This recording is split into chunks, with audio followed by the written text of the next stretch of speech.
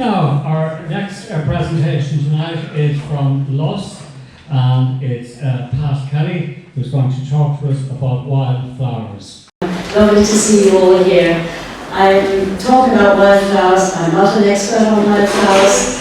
I just love wildflowers, and in the last few months or so I've been out taking photographs, and what really inspired me was I came across a quote a few years ago which really made me think. And the quote is, "Weeds are not supposed to grow, but by degrees they form a flower that no one sees." This really sparked my interest in wildflowers. Wildflowers are everywhere. They brighten and they add to waysides, fields, woods, coastlines, and sometimes even in towns. And are, of course, very important for bees, butterflies, and our environment. There are over 830 wildflowers. Some are not native in Ireland, but have arrived as a result of human activity.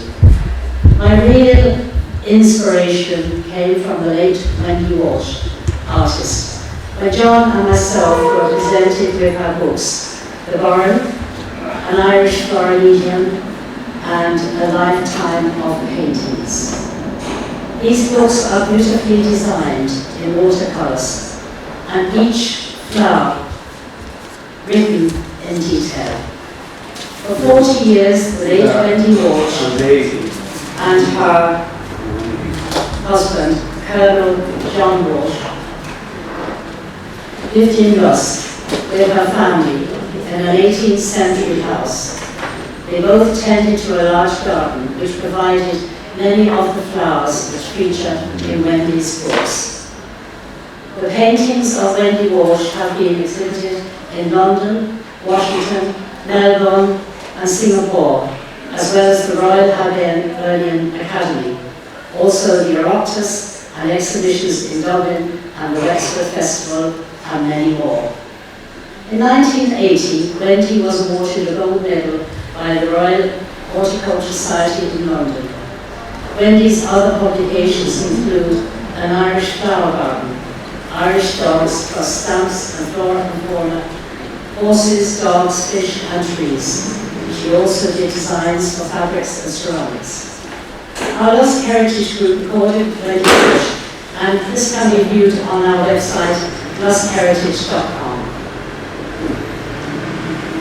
Wendy passed in her late 90s, but will always be remembered by her good humour and charm, by which she still is remembered very much in Lusk.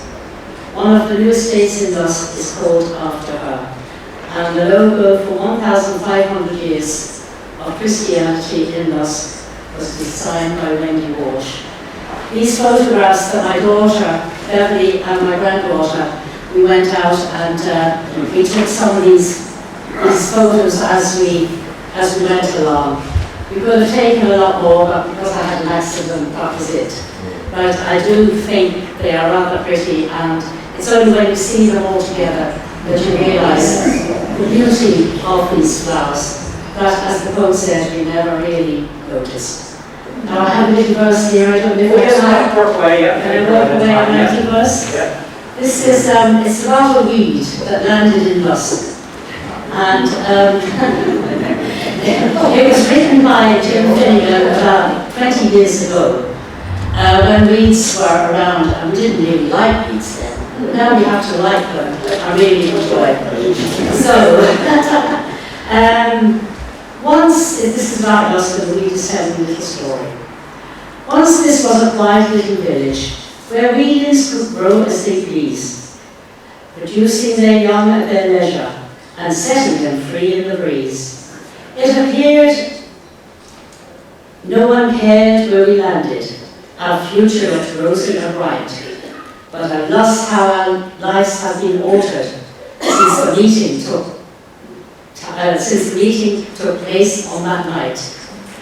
The tidy towns took action, and war was declared on the weed. With rake and with hoe, the battle will go. We'll soon do away with this breed. where they gathered with spades and shovels. The hype of the World Cup was mild. In the joys they expressed as the weeds they addressed, and they slaughtered and slew as though wild. Now I'm just a small piece of ragworth. I've lived all my life in this town. I've never offended a sinner.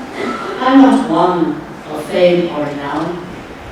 But when I appeared by the roadside, my little flower ready to bloom, Pat Kelly, she spied me that morning.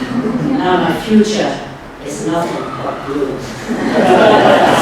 She immediately called on her henchmen. She told them that I'd have to go. They were joining in some competition, and we, well, we just don't want to know. When I popped up again at the top shop, John Flynn was on duty out there. He said you must go, so I went down below, where Frank was ensconced on the square. The green is restricted in flowers, it's always so spick and so span. But one day I declare, as I tried to land there, I saw a dog green in a can. The trees are protected by wire mesh, the edges so trim and so neat. But Tom Kilmurray was there with his sprayer, so I must make a hasty retreat. Things don't look too bright for the future. I think we're a thing of the past. His chemical welfare is lethal. I wonder how long I will last. My only one hope of survival is to slip into sunflower bed and keep my head low as they pass to and fro and steer clear of the lady in red.